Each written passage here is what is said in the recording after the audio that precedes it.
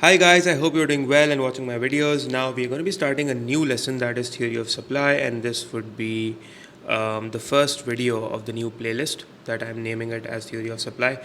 So basically we've already covered utility now, and now we're moving on to theory of supply, which kind of deals with the supply side of the firms. Now the theory of utility or the demand theory was dealing with the consumers' behavior, right? The demand side. How do consumers make decisions? And now in this playlist and in this lesson, when we are studying the theory of the supply, we are studying about the firms, how they make decisions, what output they produce, what their costs are, right? And it's also known as the theory of the firm. Now, what we will be covering in this playlist when we are covering theory of supply is we will be covering a lot of topics here. That is how firms decide how much will we produce, what on what basis will they judge how what is the quantity that they should actually come up with or make, what is the profit maximizing output. We look into this as well. Firms cost in the short run and in the long run. Obviously, yes, short run theory of production, we'll be going through it, and long run theory of production as well. What are the different types of cost that firms have? Fixed cost, variable cost, average cost, average variable cost, average fixed cost. We'll study a very important phenomena, that is the law of diminishing returns. We'll also look at the graphs of all the different type of cost that involved, and we'll also see how profits are calculated and what is the profit maximizing output and how will we draw it on a graph. That is the graphs of the profit maximizing output. We'll also look at the shutdown point of the firms, and we will also see the difference between accounting profit and economic profit. Now, these are all the different things that we will be covering in this lesson. Maybe I've tried my best that I can note down everything, but maybe there might be a possibility that I have not written something, but I'll make a video on it. Okay, so moving forward, this is just an introductory video of what the theory of supply is, and from this onwards, we'll be carrying forward our lesson. So output, what is output? Output is basically the number of units a firm produces with a given number of inputs. Inputs are your factors of production. They can be fixed inputs as well. They can be variable inputs as well.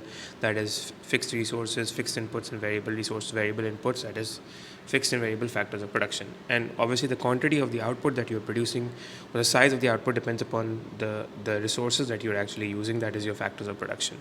Remember that to produce efficient output, it is very important that the optimum combination of inputs should be used. Only then it will result into an efficient output being produced. Remember, we were always talking about in the utility playlist how consumers make optimum decisions. What is the optimum consumption point? Similarly, it's also very important when we're studying the theory of supply. What is the optimum production point as well, right? First of all, remember that we need to study what the rational producer behavior is, just like we studied what rational consumer behavior was in utility theory. So it's the whatever behavior is rational, it always involves, whether it is for the consumers or the producers, it always involves weighing up the marginal, that is the extra, or the marginal cost and the marginal benefit of any alternative possible courses of action, right? Should we produce more or should we not produce more? We'll actually see the marginal benefit of producing the extra output and compare it with the marginal cost of that extra output. And then we'll try to seek the maximum, net benefit. For example, we already know that the maximum net benefit for any producer would happen, or for any consumer, arises whenever that, as far as the production is concerned. Remember, we talked about consumption should be at a point where the marginal benefit equals marginal cost. Similarly, or the marginal utility equals price. Similarly, as far as producers are concerned, the production should take place where the marginal benefit equals the marginal cost, and we'll actually see that, right? So producing the profit maximizing output, which would obviously be at a point where the marginal benefit would equal marginal cost. Anyhow, moving forward, you should also know that the traditional theory of the firm, that is, when we will be studying firms, we will be assuming that they are profit maximizing firms, because that's what traditionally all firms are. So it's the analysis of how firms behave, that is their pricing and output decisions that they make, assuming that firms wish to maximize profits. Remember that, assuming. So whatever concepts that we will be studying, we'll be assuming that firms are maximizing profits, and accordingly we will be studying what pricing decisions will they take and what will be their output decisions. Moving forward, guys, remember that as far as output is concerned, so as far as the production is concerned, or the total product is concerned, that is, remember, total product stands for quantity or the quantity of the output. That's what total product is. So you need to understand what the production function is. So production function is simply a mathematical concept that is telling you that the total product or the quantity of the goods produced is basically a function of f for function it's a function of your factors of production. That is, the quantity is a function of your land, your labor, your capital, and your enterprise. And that's actually true, because when you say it's a function of, it simply means that it is dependent on the quantity of the factors of production.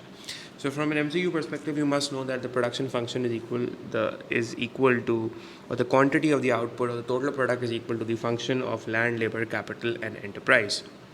Moving forward, guys, so in this video, basically we're actually running through some basic definitions, some basic concepts that we will build on further in the coming videos.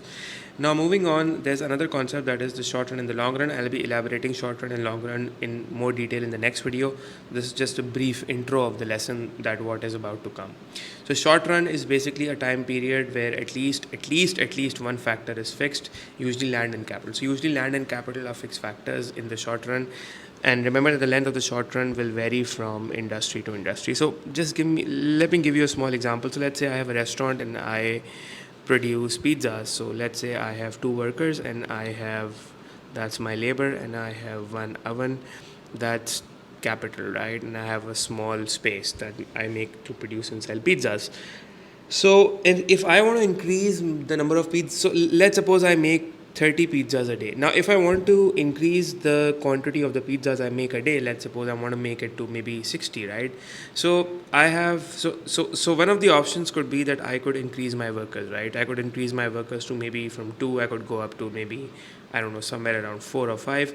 But then the point is that increasing the number of workers is not the only thing that is required. Obviously, I need to increase my ovens as well, right? And the problem with the oven is that oven is capital, and obviously these are special ovens, let's assume, and they are imported from abroad, and that takes, let's say, a month to come, right? So till 1 month I cannot actually increase my oven. So I'm actually left with increasing some more workers and allowing them to operate on the same oven, right? Allowing them to operate on the same capital. So I could fairly say that up to 1 month, right? Up to 1 month is my short run, because the moment after 1 month, right, my long run starts, because now I will be in a position to get 1 more oven. So if I place the order now, after 1 month 1 more oven will arrive. So that would be my long run, because now I have made my capital a variable resource. Initially my capital right now is, my capital is fixed. Up to 1 month my capital is fixed. I can't increase more than 1 ovens, right? So my capital is fixed up to 1 month. So I could say that my short run is up to 1 month, while my long run would be more than 1 month, right? It would be a time that exceeds more than 1 month. So after 1 month is my long run, up to 1 month is my short run.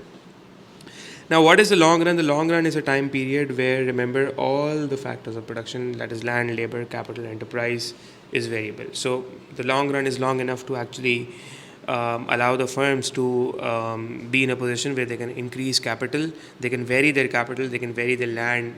Obviously, labor itself is a variable factor, and they can vary their business and scale up their business in the long run, because that's more easier to do that in the long run as compared to in the short run, where your factors of production are fixed. So that's a simple definition of what the short run and the long run is.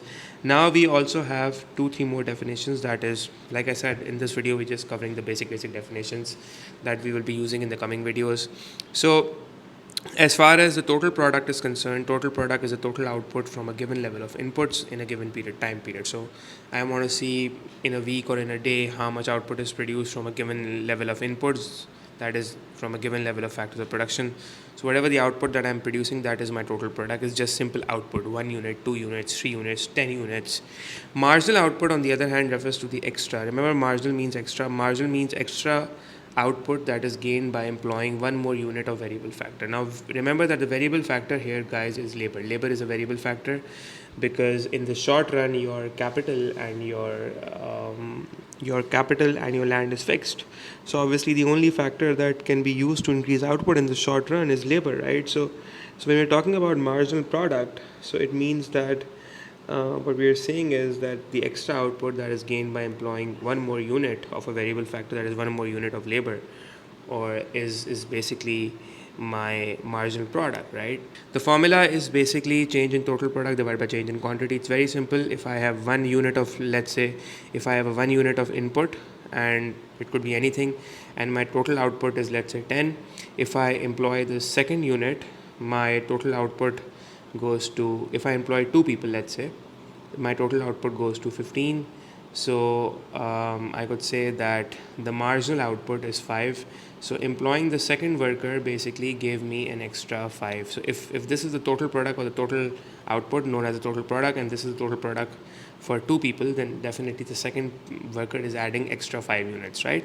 So that is basically the marginal thing. And the formula is change in total product divided by change in output. So the change in total product would be how much? 15 minus 10, that is 5, divided by change in the quantity of the inputs, right? And that is 1 unit of labor, and then the second unit of labor. So the change would obviously be 2 minus 1, that is 1. So the answer would be 5, right? Okay guys, the next thing is average product, that is the total product per unit of variable factor. That is the total product divided by the per unit, that is the quantity of variable factor. So let's assume that the quantity of variable factor right now is only workers, which means that we are calculating average product in the short run. So average product in that sense would be the output per worker then. So basically we're trying to see how much one worker, that is per worker means one worker. So what is the output that is made by one worker on an average? So whenever we are calculating the average product, we're actually trying to figure out the average output. So let's suppose if I have 3 workers and these 3 workers combined make a total output, that is a total product, which is total output is, let's say, 24 units, then the average product would be total product divided by the quantity of the inputs, that is the variable inputs. So that would be 24 divided by 3, which is 8, right? So the average product would be 8. So it basically means that I have 3 workers producing 24 units. On an average, one worker is making 8 units, right? So average product is just total product divided by the quantity of the variable factors. Okay guys, now moving on, what is the variable factor and the fixed factor? As far as the fixed factor is concerned, fixed factor are those factors of production or those inputs that cannot be increased within a given time period. So let's suppose that we know that in the short run our land and capital is fixed. Remember, in the long run all our factors are variable. However, in the short run labor is variable in the short run, but in the short run, like I said, in the short run is a time period where at least one factor is variable. So usually your land and your capital, so definitely capital is definitely fixed, but your land and capital is usually fixed in the short run, while labor is variable in the short run as well. However, in the long run all factors are variable. But again, what is the fixed factor? Fixed factor is where your inputs cannot be increased within a given time period, so you can't really do anything. Remember the oven example that I said? So I couldn't increase my oven capacity in less than a month, so I needed, let's say, a month for that. So oven was my fixed factor because I had no choice. So the only option I had, if I wanted to increase my output every day, was to hire more workers, right? Now, variable factor is basically an input or the factors of production that can actually be increased in quantity within a given time period. So whatever time period I'm looking at, whatever time period I'm considering, so I could maybe say that, in the short run, variable is my labor is my variable factor. However, in the long run, I could say that all my factors are variable factors. So again, fixed factors. So it's basically that factors of production are divided between fixed and variable factors. It simply means, and remember that not always all factors of production are fixed. It just depends upon the short run and the long run. And as far as the short run is concerned, your fixed factors are your land and your capital. As far as the long run is concerned, there are no fixed factors. All factors are variable. So yeah, that's about it, guys. That's just a basic introduction to the lesson, and I am trying my level best to make more videos for you. In the next video, we will be discussing a very, very, very important concept, that is the law of diminishing marginal returns. Stay tuned for that video. I'll see you all around in that video. Until then, take care.